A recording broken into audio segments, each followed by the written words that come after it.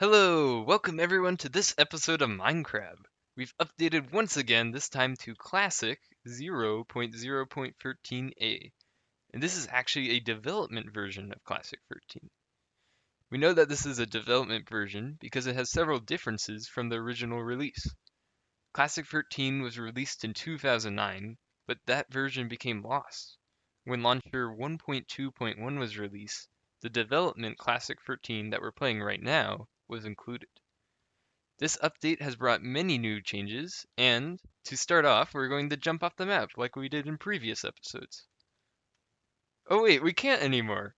That's because the world border has been added. Now I'm also going to dig down so we can see a few more additions. Here you can see that there's water outside of the world border. Both water and lava have been added, but neither have generated within our world yet because it's old. And the water here is actually just purely visual. So if I break this block, the water won't flow into our world, even though there's space for it. This water is also just rendered as a plane. It's not rendered as a full block. I can also demonstrate that this is the beginning of a very long-lasting bug, where two semi-transparent objects can't be rendered in the same ray. So if I take this block placement preview and I put it in front of the water, you can see the water stops rendering. Instead, what we're seeing is the other block that was added, which is bedrock. And this bedrock is going along the side of our world and is also going to be underneath to stop us from going outside. And you can see it has a very buggy appearance. It's animated with this Z fighting. And this bedrock is purely visual, just like the water. So if I try placing on it, it won't work because it's outside of the world. And it's also not saved in the world, but instead recreated every time the world is restarted. One last interesting thing to note is that at this bottom layer, there's no light, even though it's exposed to the sky. Okay, now I'm back on the surface, and maybe now you can see the rendering issue better. Wherever this block placement preview is, we can't see the water behind it. Now I'm also up here because I wanted to show that if I get a Steve spawned just right, it can also go outside the world border. And if I blocked him up, now he's stuck there. So we can make a little museum and we can trap them all in there. There's 7 stuck in the wall.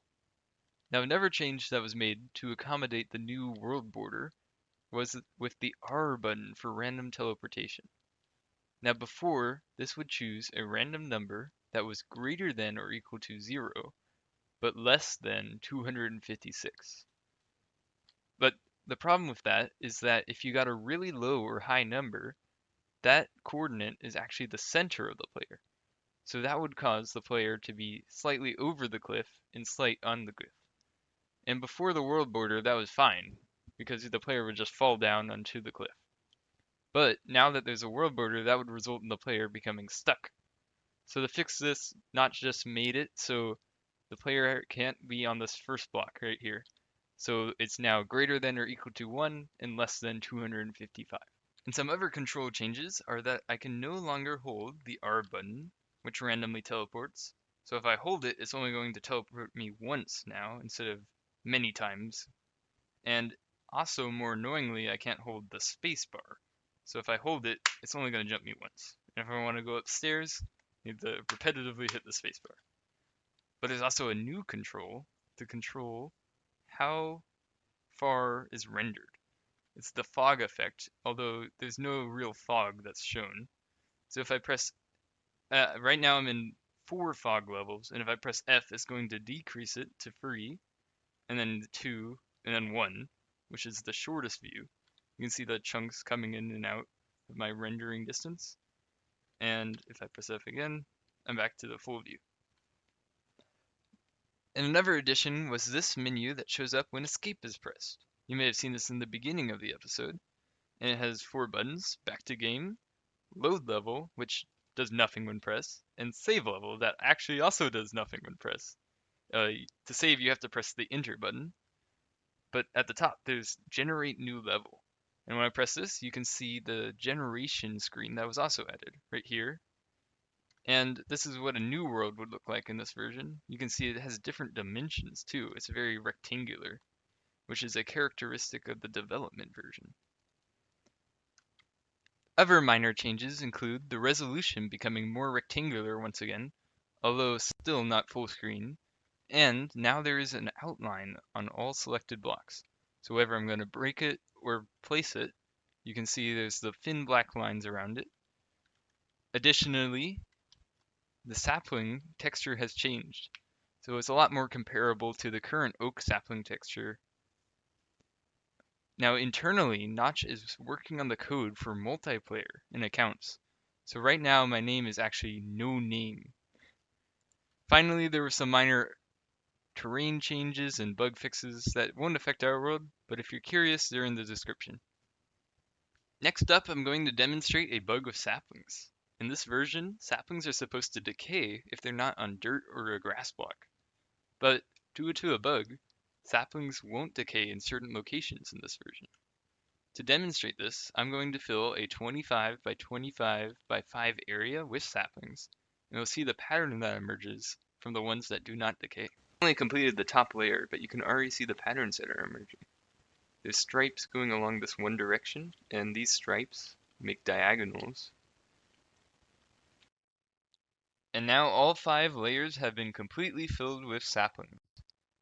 After filling this area with saplings, I have waited a while to ensure that all locations that do not preserve saplings have decayed. So these are all of the locations that keep the saplings. The vertical addition has revealed some more patterns. The saplings tend to remain in the same diagonals that we saw before, but some slightly differ diagonally. It's just very interesting that these patterns emerge from just placing all the saplings. And there are plenty more bugs in this version. Also in this version, there's a replacement bug, where if you get right between 2 blocks and at the right angle, you can get it so you can place a block inside of another.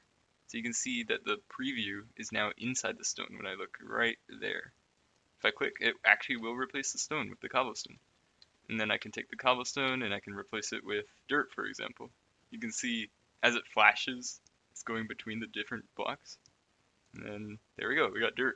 But this bug can also be considered quite nice, because if you're trying to replace a floor or some other structure with a different block, instead of needing 2 clicks to both break the block and then place the new one, you can just go around and click once, and then you replace it with the new block.